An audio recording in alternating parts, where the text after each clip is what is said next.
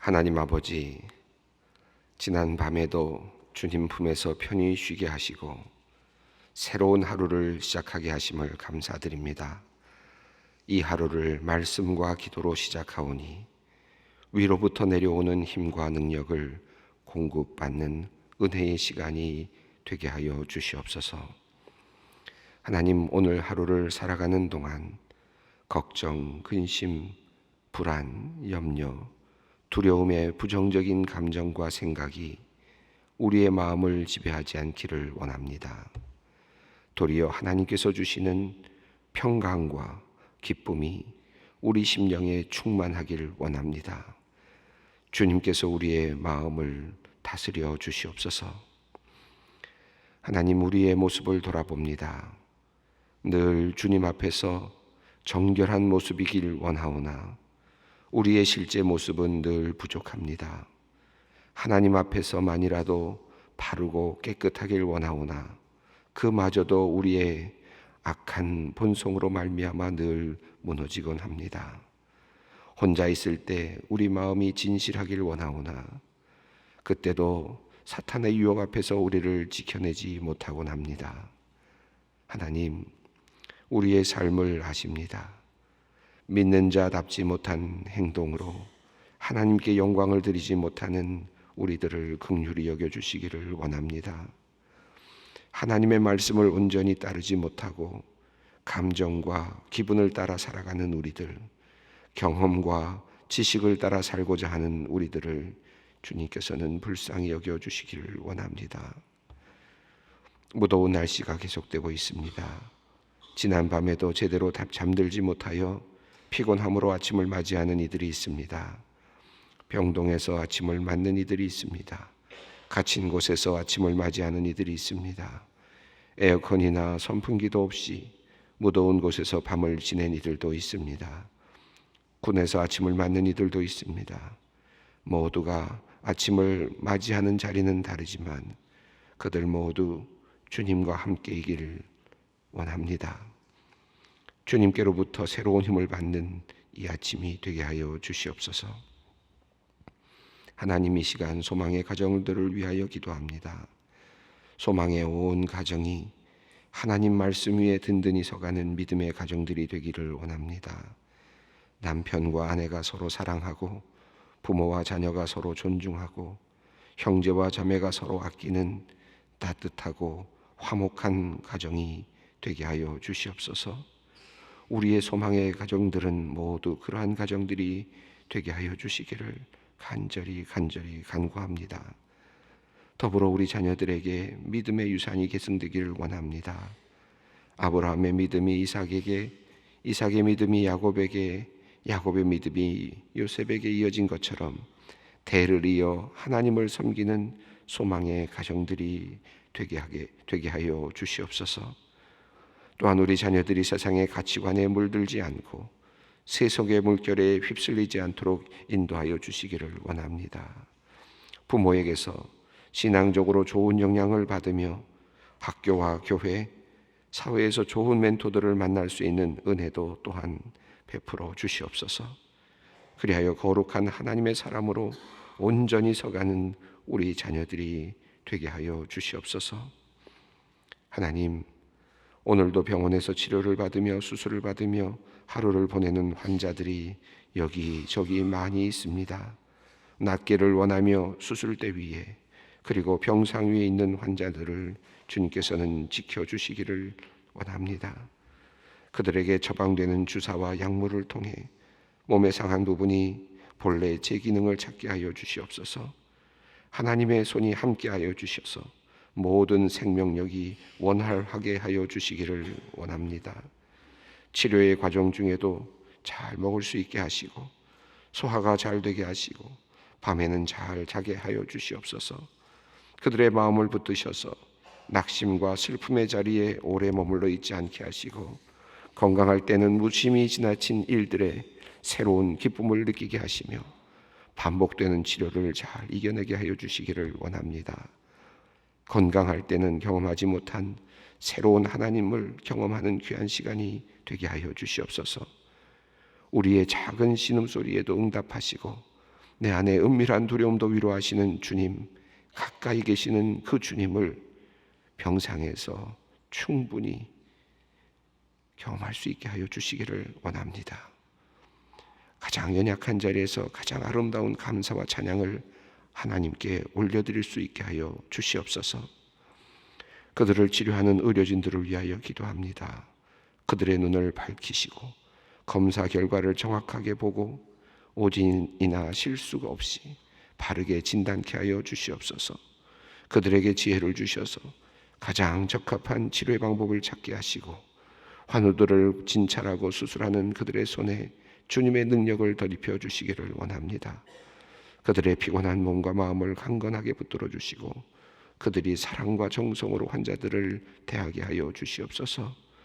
교회에 속한 모든 성도들 중에 많은 의사 선생님들, 의료진들이 있습니다. 그들이 파견되어 나가 사람들을 주님의 이름으로 고치고 생명을 가꿀 때 그들의 발걸음 주님께서 지켜주시고 그들을 통하여 하나님의 능력을 나타내 보여 주시옵소서. 환우들의 가족을 위하여 기도합니다.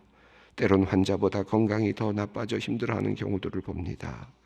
가정과 자녀들을 돌보고 직장일을 하며 병간호까지 감당해야 하는 그들의 벅찬 일상을 주님 지켜주시옵소서.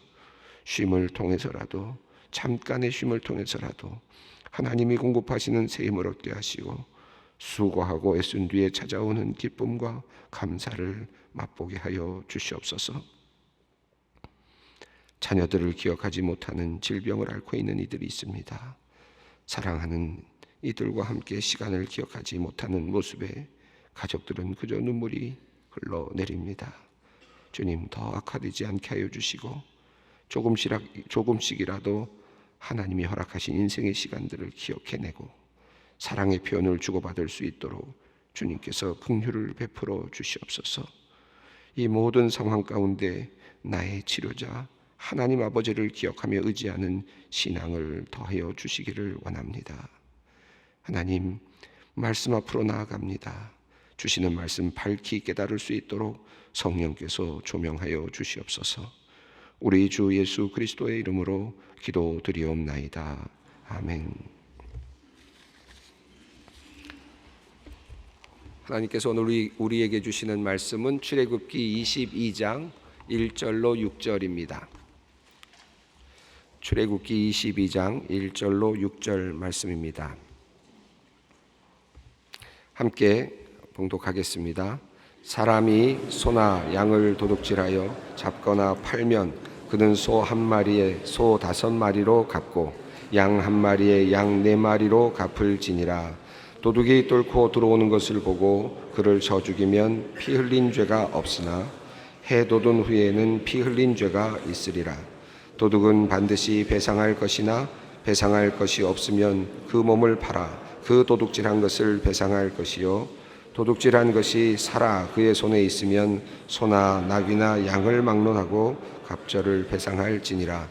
사람이 밭에서 포도원에서 짐승을 먹이다가 자기 짐승을 놓아 남의 밭에서 먹게 하면 자기 밭에 가장 좋은 것과 자기 포도원에 가장 좋은 것으로 배상할지니라. 불이 나서 가시나무에 댕겨 낯갈이나 거두지 못한 곡식이나 밭을 태우면 불 놓은 자가 반드시 배상할지니라. 아멘.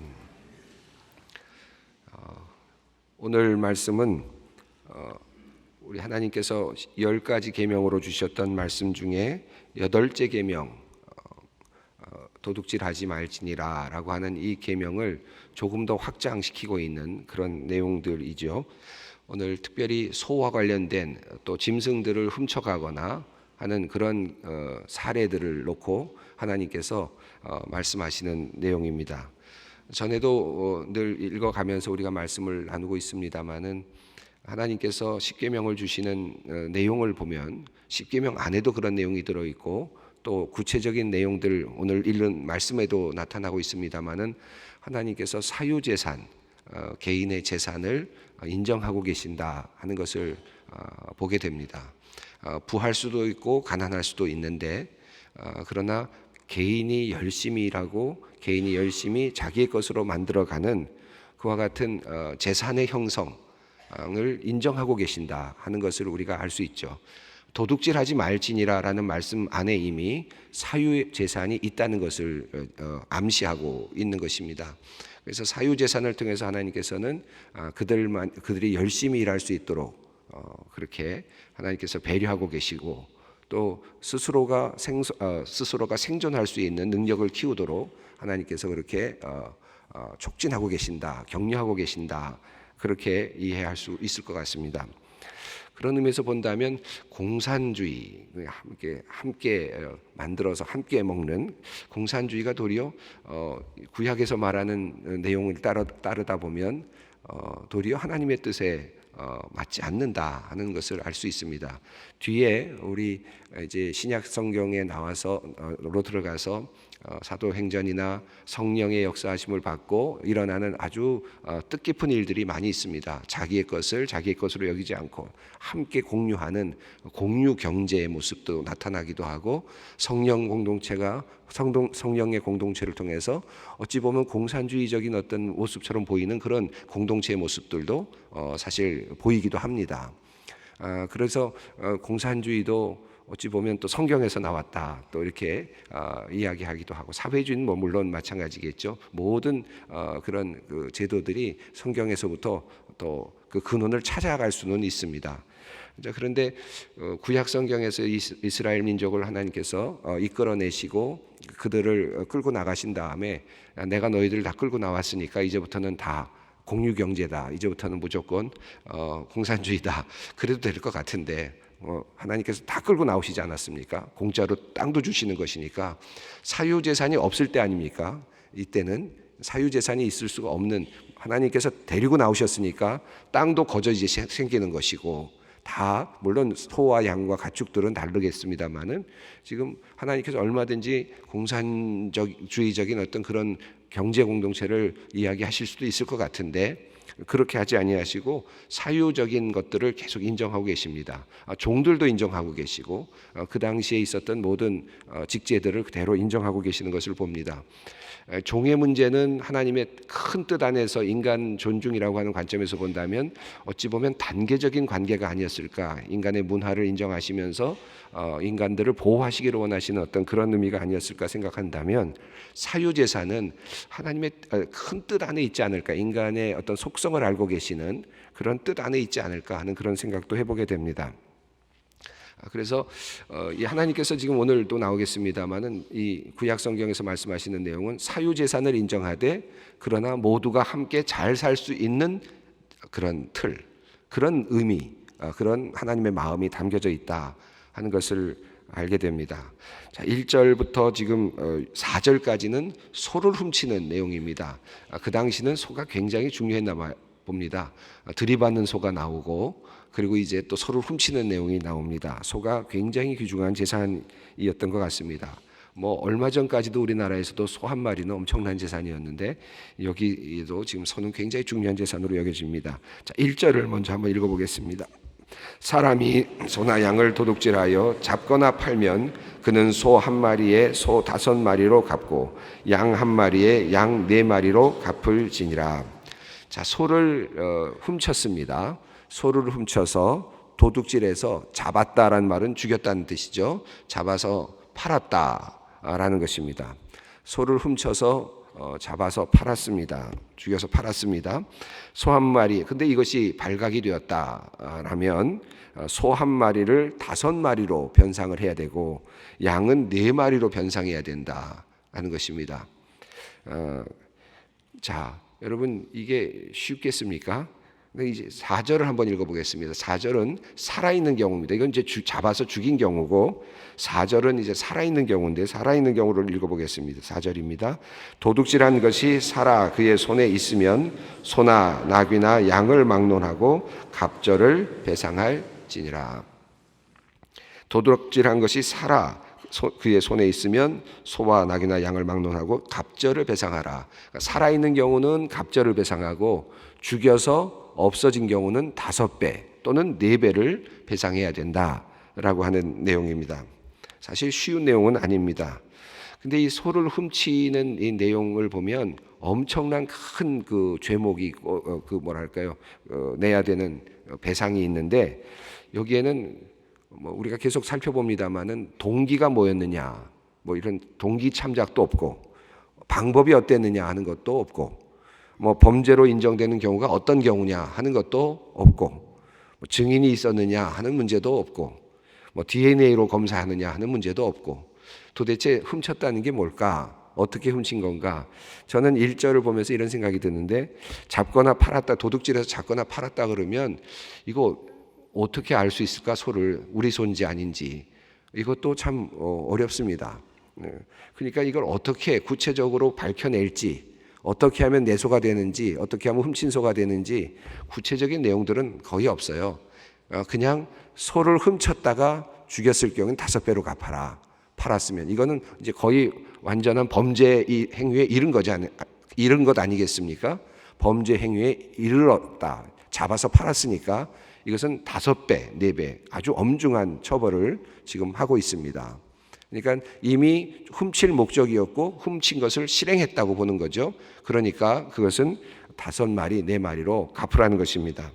이 4절을 보면 살아있는 경우에는 2배를 갚으라라고 했는데 이게 왜 그랬을까? 살아있는 경우는 뭐 살아있으니까 이제 생명이 있으니까 그렇다는 의미도 될 것 같은데 또 한편으로는 이것이 애매할 수도 있을 것 같아요. 어떤 경우가 훔친 건지 종종 뭐 어디 매여 있는 것이 있어갖고 여기 그냥 혼자 소가 그냥 놓여져 있어서 이게 누구 손가 하고 들고 이렇게 끌고 가다가 그러다가 이건 네가 내 소 훔쳤다라고 할 수도 있지 않았을까?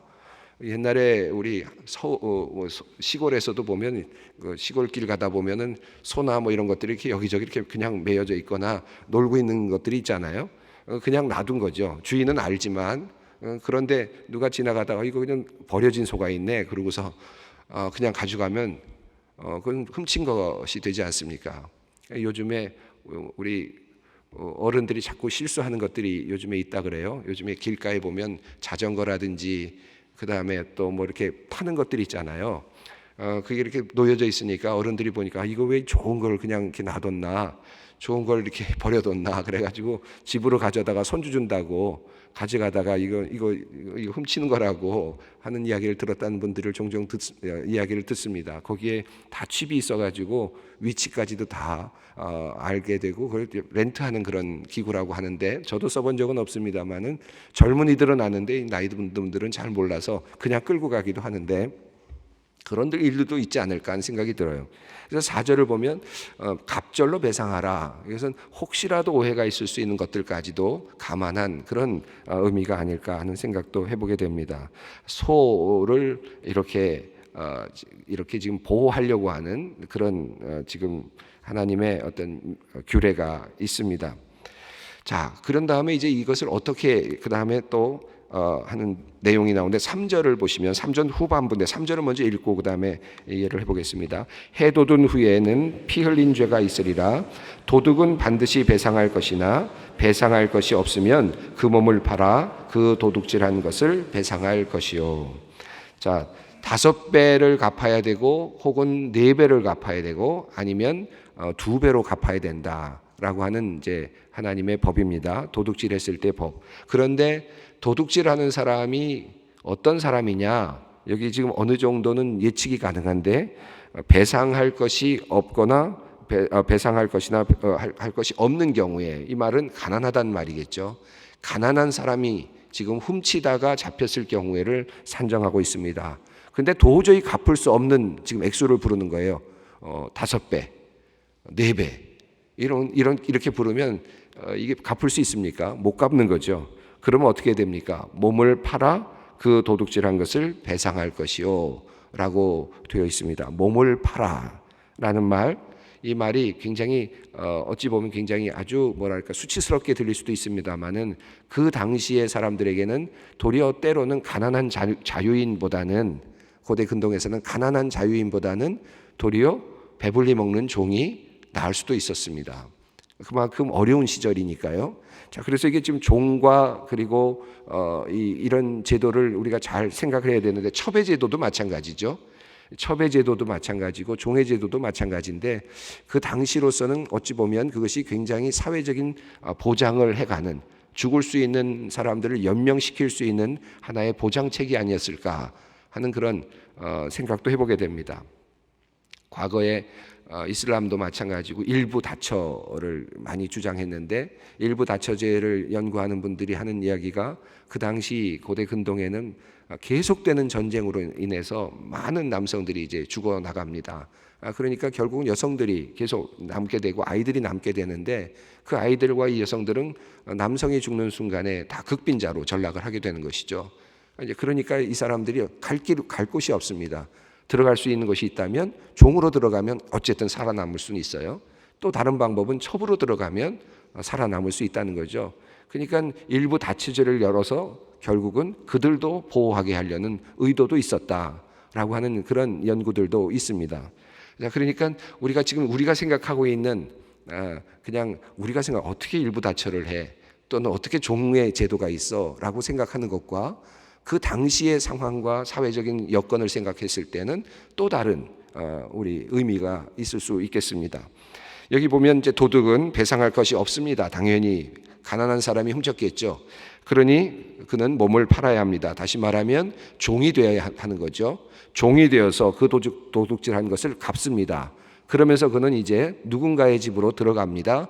들어가서 이제 그곳에서 안전한 삶을 살아가는 거죠. 물론 종이 핍박도 받고 어려움도 있고 중한 노동도 할 수 있습니다. 물론 그런 것들을 또 예상할 수 있습니다만은, 그러나 그들이 도둑질하지 않고 살아갈 수 있는 길도 열릴 수도 있다. 좋은 주인을 만나서 그러한 길이 열릴 수도 있는 것입니다. 자, 그래서 도둑은 반드시 배상하나 그 몸을 팔아서 도둑질한 것을 배상하라. 어찌 보면 극빈자들을 또 다시 살려내려고 하는 의도도 이 안에 숨겨져 있지 않을까. 좋게, 하나님의 법이니까 좋게 해석해 보려고 노력을 해보는데, 그러나 이 안에 하나님께서 숨겨놓은 뜻이 무엇일까 하는 것을 우리가 고민할 필요는 있습니다. 자, 또 2절과 3절에는 이제 도둑에 대한 이야기인데, 소도둑이 아니라 이제는 또 다른 도둑들입니다. 어떤 도둑인지는 상정하지 않고 다양한 도둑들을 이제 이야기하고 있는데, 어떻게 도둑을 처리할 것인가, 도둑이 들어왔을 때 어떻게 대응할 것인가에 대한 대응 방식에 대한 내용입니다. 2절을 읽어보겠습니다. 도둑이 뚫고 들어오는 것을 보고 그를 쳐 죽이면 피 흘린 죄가 없으나. 3절 앞부분만 읽겠습니다. 해 돋은 후에는 피 흘린 죄가 있으리라. 자, 도둑이 들어왔을 때 어떻게 처신할 것인가, 이 부분은 살인하지 말지니라라는 말씀과도 연결이 되는 부분입니다. 2절은 마치 살인해도 좋다라는 말씀처럼 보이죠. 다시 말하면 이것은 이제 정당방위라고 할 수 있을 것 같습니다. 도둑이 들어오는 것을 보고 그를 죽이면 피 흘린 죄가 없다. 이것은 이제 밤에 들어왔을 경우를 상정합니다. 왜냐하면 3절 앞부분에 해 돋은 후, 낮에 들어왔을 때는 다른 케이스가 적용이 됩니다. 밤에 들어왔을 때 위협을 느끼겠죠. 그리고 자기 자신이 생명이 위험할 수도 있다고 생각할 수 있습니다. 그러니까 이것은 정당 방위에 해당된다. 내가 죽을 수도 있기 때문에 다른 사람을 죽이는 것까지도 정당한 방위로 인정을 하는 것이죠. 그러나 해 돋은 후에 사람들이 볼 수도 있고 소리를 지를 수도 있고 사람들이 와서 도울 수도 있는 그와 같은 상황 속에서는 쫓아버려야지 죽여서는 안 된다. 이건 이제 생명을 최소한으로 아끼려고 하는 하나님의 의도가 이 안에 들어 있습니다. 5절을 읽습니다. 사람이 밭에서나 포도원에서 짐승을 먹이다가 자기의 짐승을 놓아 남의 밭에서 먹게 하면 자기 밭에 가장 좋은 것과 자기 포도원에 가장 좋은 것으로 배상할지니라. 이거는 아주 야근 도둑질을 이야기하고 있습니다. 정말 머리 쓰는 도둑질을 이야기하는데, 이렇게 하면은 호되게 당한다라는 것을 말씀하고 있는데, 밭에서 이 사람은 지금 짐승도 있고 재산도 있는 사람입니다. 그런데 남의 것을 탐내는 거죠. 자기 것 쓰지 않으려고 자기 지금 밭에 있는 것 먹이지 않고 남의 밭에 가서 자기 짐승 먹이는 아주 얌체 같은 짓을 하고 있는 사람입니다. 사람이 밭에서나 포도원에서 짐승을 먹이다가 자기 짐승을 놓아 남의 밭에서 먹게 하면, 여기서 놓아라는 말은 굉장히 능동형입니다. 보내서 살금살금 그쪽으로 이렇게 들여보내 가지고 능동적으로 그렇게 먹게 만드는 그런 경우를 이야기합니다. 나도 모르는 사이에 들어갔다는 것이 아니라 의도적으로 그곳에 가서 남의 것을 훔쳐 먹게 하는 그런 것이죠. 자기 밭에 가장 좋은 것과 자기 포도원에 가장 좋은 것으로 배상하라. 그러니까 절대로 이런 일은 없어야 된다라는 의미가 분명합니다. 소탐 대실이라고 할 수 있겠죠. 작은 것 가지려다가 큰 것 놓친다라는 그런 의미입니다. 남의 것, 그렇게 자기가 갖고 있는 것 있으면서도 남의 것 탐하지 말라는 그런 내용이 되겠습니다. 6절 말씀 읽어보겠습니다. 불이 나서 가시나무에 댕겨 낯가리나 거두지 못할 곡식이나 밭을 태우면 불 놓은 자가 반드시 배상할지니라. 가시나무는 가시덤불을 말하는 것인데, 불이 났습니다. 그래서 나달이 그대로 붙은 곡식더미라든지 또는 거두지 못한 곡식들이 있을 때, 그 밭을 태웠다라고 했을 때 불을 놓은 그 원인자가 배상하라는 내용입니다. 이것은 내 소유에서 시작해서 내 소유를 소홀히 다룸으로써 일어난 이웃에 대한 손해를 갚으라는 그런 의미이겠습니다. 당연한 내용인 것 같습니다만은 얼마든지 이 정도는 넘어갈 수 있을 수 있는 그와 같은 고대 근동의 시기가 아니었을까 생각이 되는데, 이것까지도 철저하게 나의 실수로 인해서 다른 사람의 재산에 해가 됐을 때에도 철저하게 배상하라. 여기에는 좋은 것으로 갚으라는 말까지는 없습니다. 그냥 뭉뚱그려서 배상하라라고 하는 말로 되어 있습니다. 이 말씀은 무슨 뜻이겠습니까? 서로 좋은 관계로 살아갈 수 있는 그런 여건을 만들어라 라는 그런 의미이겠습니다. 좋은 관계로, 동네 같이 사는 사람들이 내가 실수해서 어떤 사람에게 해가 갔을 때라도 이건 난 잘못 없어가 아니라 그에게 배상해서 좋은 관계로 한 마을의 사람으로서 살아갈 수 있도록 그렇게 해야 한다라고 하는 그런 내용들입니다. 전체적으로 보면 하나님께서 말씀하신 이 내용의 흐름을 보면 샬롬을 지금 꿈꾸고 있다 라고 생각할 수 있습니다. 어떻게 하면 함께 잘 서로가 서로의 어떤 능력을 극대화시키면서 함께 잘 살아갈 수 있을 것인가 하는 그런 고민을 하고 있는 그런 내용들이다라고 볼 수 있겠습니다. 오늘 우리는 지금 여러분 소를 갖고 계신 분들은 거의 없을 것 같고, 여기 있는 내용들을 보면서 여러분 도둑질하는 분들을 지금 만날 분들도 없을 것 같고, 그러나 오늘 이 시간 주님 앞에 기도할 때 내 주위에 있는 사람들과 좋은 관계로 살아갈 수 있게 해달라는 기도, 그리고 하나님께서 나에게 주신 것들을 최선을 다해서 가꾸고 그리고 유지할 수 있는 지혜를 달라는 그런 의미를 가지고 하나님께 기도의 자리로 나아갔으면 좋겠습니다. 기도하겠습니다. 하늘에 계신 우리 아버지, 아버지의 이름을 거룩하게 하시며 아버지의 나라가 오게 하시며 아버지의 뜻이 하늘에서와 같이 땅에서도 이루어지게 하소서. 오늘 우리에게 일용할 양식을 주시고 우리가 우리에게 잘못한 사람을 용서하여 준 것 같이 우리 죄를 용서하여 주시고 우리를 시험에 빠지지 않게 하시고 악에서 구하소서. 나라와 권능과 영광이 영원히 아버지의 것입니다.